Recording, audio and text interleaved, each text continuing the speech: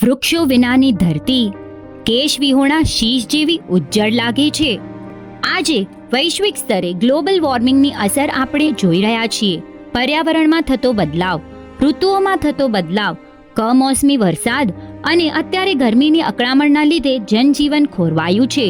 ત્યારે વૃક્ષારોપણની તાતી જરૂરિયાત વર્તાય તે સ્વાભાવિક છે.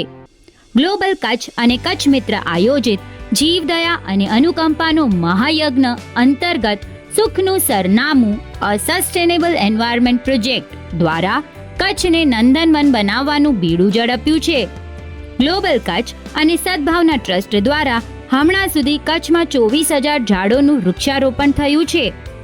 આ અભિયાન હેઠળ વૃક્ષારોપણ કરી નંબર આપવામાં આવશે. ત્યારબાદ કયા નંબરમાં કયું ઝાડ વાવ્યું છે એ નામ સાથે નંબર વાઇઝ ફોટોગ્રાફની ફાઇલ બનાવી દર 3 મહિને આ વૃક્ષોની તાજેતર ફોટોગ્રાફની ફાઇલ આ સંસ્થાઓને મોકલી આપવામાં આવશે.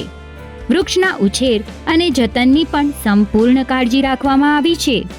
ગ્લોબલ કચ્છ અને સદભાવના ટ્રસ્ટ પાસે પ્રતિ ગામ 2,000 ઝાડના 50% લેખે ₹30 લાખના દાતા પરિવાર છે. આ અભિયાનને વેગ આપવા મદદરૂપ થનાર સર્વે દાતાઓના અમે આભારી છીએ. તો આપના ગામને નંદનવન બનાવવા માટે આજે જ સ્ક્રીન પર દર્શાવેલ નંબર પર સંપર્ક કરો.